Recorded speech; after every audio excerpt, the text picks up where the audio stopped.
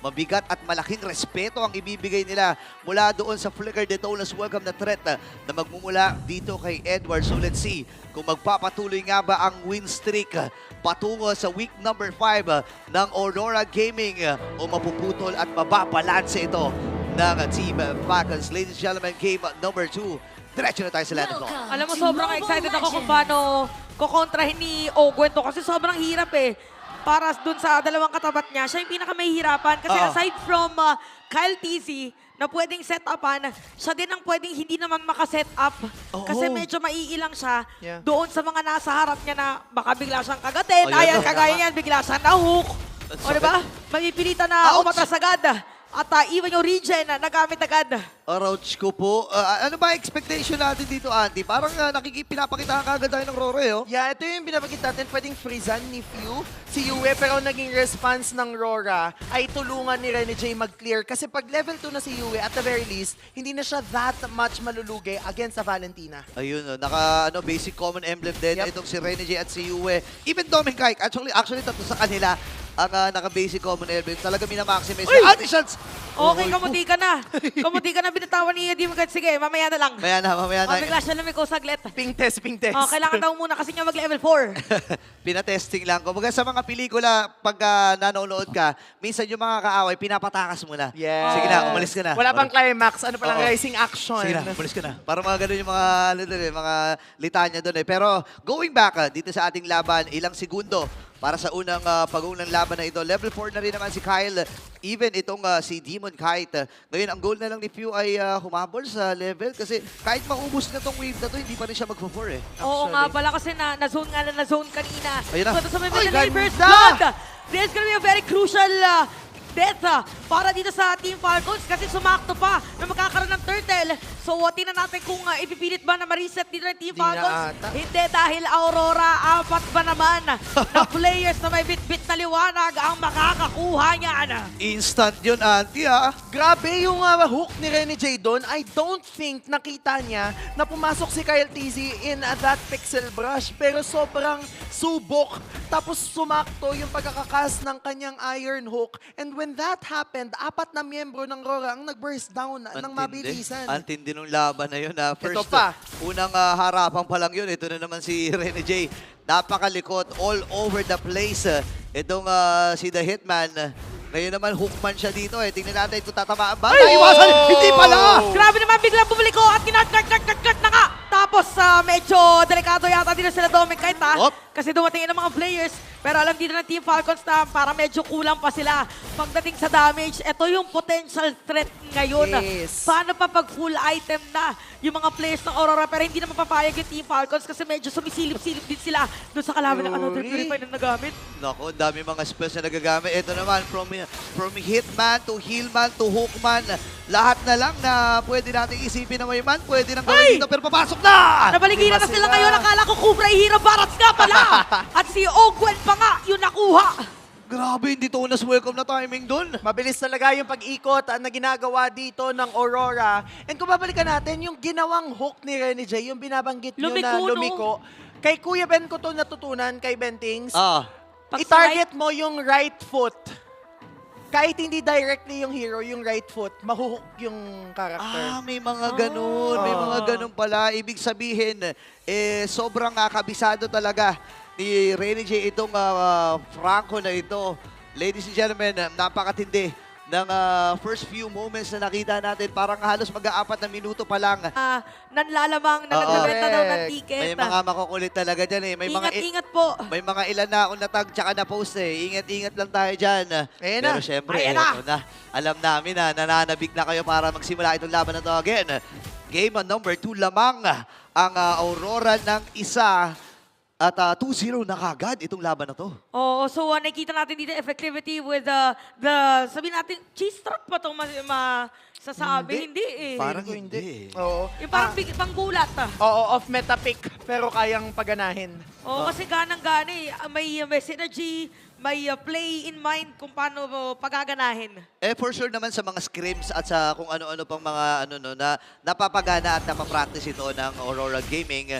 Pero nakita na si Yui dito. Andun yung Sangkin's Glow. Sakit! Kalahati ka agad si Ogwen. Sakit agad ng damage And this is against Ogwen na medyo may sustain talaga pero more support type naman. But anyway, ito Ipit, na yung bagong natin na mawawala na agad Wala ng na Firaga Firaga. Armor. Hindi, nakapag last insanity pero magkabakaway agad. Spear. Nakuha dito ni Kyle TC yung bagong at si Ogwen naman ang naging kapalit.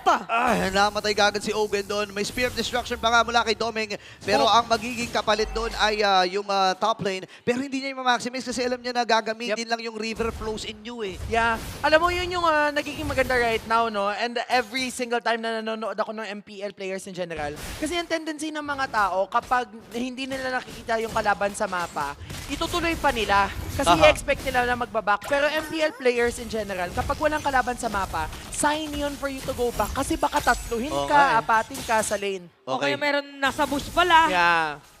Ang laki ng kalamangan. Nakita natin kanina dun sa BPI Gold Leaders. Lamang ang Kite Brothers eh. Silang dalawa ang nangunguna doon sa pagdating sa economy. Pero available na rin para dito kay Yue yung kanyang glowing wand. Interesting. Ang sakit ng mga pokes na nakagad ni Yue early on to the game ha. Alam mo, nakakatuwa na hindi agad binuo ni Yue yung Demon Shoes niya. Oo, Ayan. Ayan na, ayan. ayan na. Inuna niya yung glowing wand. Kasi ako Demon Shoes agad para Pinak- ma-maximize yung Same, stocks. dalawang necklace. Oo. Mana necklace. Naka-ano naman kasi siya, naka-basic common emblem. So Ah, hindi oo naman nga. Ayan na, oy, kumain na. Dito na welcome na. Diretso walang Firaga Armor. So nag-zone lang. Dito ang Aurora ngayon. So almost 2K gold lead. Nasira na rin yung Torre dun sa may bottom lane. So Team Falcons medyo kailangan nila mag-regroup. No, alam mo kung saan ako nabibitinan dito sa Falcons, yung range eh. Yeah. Kasi para sa akin, di ba, kahit medyo range itong si Harret, mid lang to eh. Parehas sila ng idea dito ni Doming Kite. Pero kasi, yung si Yue ay nandun. Oh, wait lang, papasok na rin kagad ng Falcons. Circling Eagle naman. O kasi Caldi walang buhay so medyo kulang na damage ngayon. Habang si Doming Kite. Op! Op! Hopya! Hopya! Oh. Okay, so easy lang guys. Ano pa Sa lang? susunod. Hawakan mo pa lang sa Nakabanata. tenga. Hawakan mo pa lang sa Oo. tenga. Ganyan yung sa mga anime, eh, di ba magsasalpo ka na. Oo. Kunyari, yung grupo ng nasa Konoha at saka Oo. yung ibang grupo magsasalpo ka na. Op! Pause. To be continued. Yes. Yeah. Tapos meron pa mga anime yung parang magsushoot ng bola.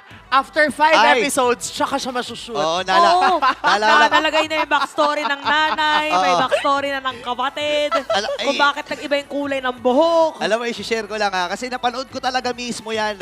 Naalala ko yan, Friday yan eh. Oo. Friday tumira si Kogure. Tapos Friday din next week natapos yung tira Oo, ni di ba? Kogure. Kasi lahat ng mga detalye. Yo, tsaka, sa Weber Bros. Oo. Shoutout po sa lahat. And ayan, may mga flex na sila. Eto na. Ayan na. Hiniwa na. Hiniwa na yung camera. Ay, Lado Don. 3-0 in favor of Aurora Gaming.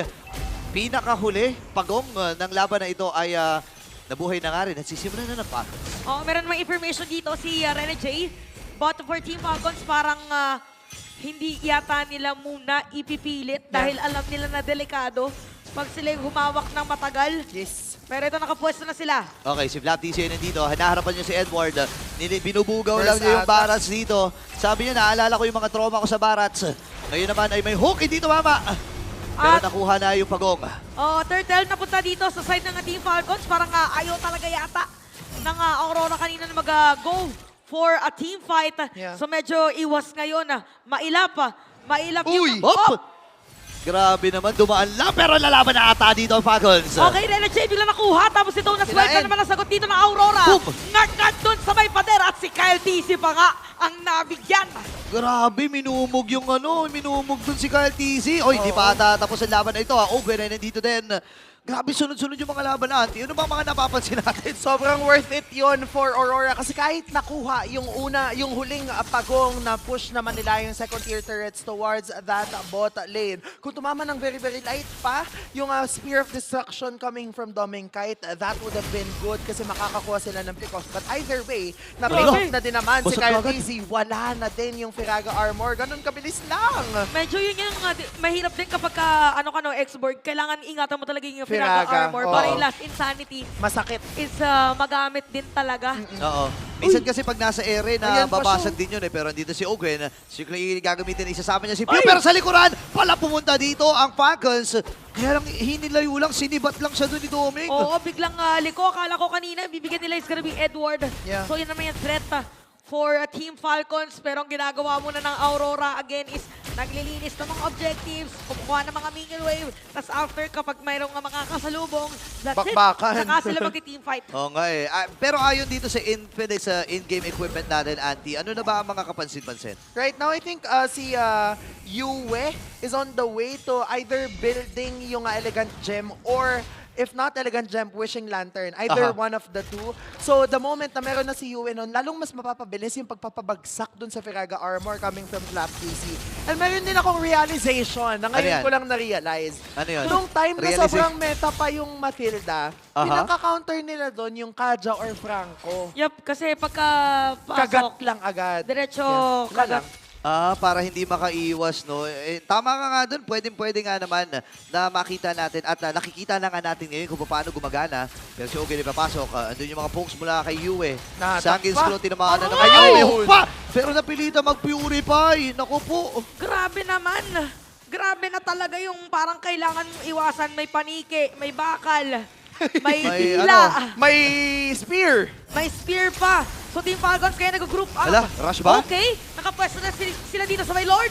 Meron pa May naka rush from the sila. Lord. Ginamit na rin Summon Force. Hawk. Merong hook. Sumakto ba? Laban kay Ogwen. At sila ni Jay napatay na rin. Spear of Alpha. Ay, Spear of Alpha. Distraction. Spear of Ay, end. Distraction. Di pala itutuloy si Dominic kahit nadulas sa may bottom lane. And the ball. What is happening? Sa Sinabi baba. natin kanina kung meron pa backdoor. Sa baba. May dalang minion wave. Dito si Dominic kahit. Ah!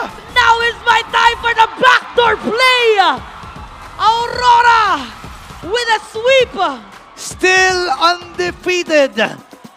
Grabe yung ilaw na dala-dala. Doming Kite with that split push play. Hindi na malaya ng Falcons. Nilaban nila. And with that, tinalo ng Aurora ang 7 teams Oo nga. for the first half of the regular season. Oo Grabe. nga, lahat ng kupunan para sa first half ay napatumba ng ilaw mula dito sa Aurora. Napakatinding performance. Pero syempre, andun pa rin ang ang pagkikipagpakaibigan at mga pagkakongratulate syempre doon sa naging laro na yon. Pero para sa Team Falcons, nakita natin kaya na nilang ilaban. Nagsisimula na sila sa Lord. Kalahati na, pero nung nag-commit dito si Super Marco nila, pag yung Summon Force at lumaban na sila, hindi nila namalayan na nandun Walang itong si flow, Doming sabot. Kite. Pero syempre, congratulations pa rin para sa Team Falcons. Palakpakan natin ang Team Falcons at ang Falcons Nest para sa suportang ibinigay nyo dito sa laban na ito. Pero ang nagwagi at ngayon, walang katalo-talong kupunan dito sa ating first half. Walang iba kundi ang Aurora. Grabe no, parang since the master na nila yung basics, lahat na ng mga natutunan nila, nilalabas nila ngayon. Oo. Who would have thought Advanced na naman. magiging panglaban mo sa Matilda is yung Barats and the Franco para totally hindi siya maging effective. Yeah. And ang ganda talaga ng early ng Oo. Aurora. Ang bilis lagi. Yung hook sa Yeah. bottom lane. I think also yung transition ng Lucas to jungle, yun yung naging mahirap. Oo, ibang klase talaga. Pero syempre, para malaman ng lahat ng mga naging sikreto at doon sa laban na yon, ay ibabato natin sa ating host kasama ang ating winner na Aurora Gaming. Undefeated for the first half of the regular season, it's Aurora Gaming! I want to hear it from the fans. Lights within? A beautiful victory na nanggaling sa Aurora. Uumpisahan natin kay Doming. Doming, kahit paano ba nangyari yung split push? Ang bilis eh. Hindi pa kami ready. Hindi pa kami ready. What was the communication like? Paano yung pag-uusap nyo dun sa split na ginawa mo? Siguro po nakita ko po yung advantage na Moscow ako, tapos kaya ko po siyang i-split, tapos nakita ko sakto 5 po sila. Tapos sinabi ko po sa kampi ko na go nila, wag nila pauwiin, tapos tapusin ko. Yun. So it was your call. It was your call. Doming Kite with a 1,000 IQ play right there. Communication was clear in game, Hans, and they did it. What a fast game. Now, Demon Kite naman, pwede pakipasa yung katabi na kita eh. So, matanong ko lang, no, unbeatable kayo, grabe yung win streak nyo. Kaya nyo bang talunin yung, or tapatan yung record ng Onyx last season?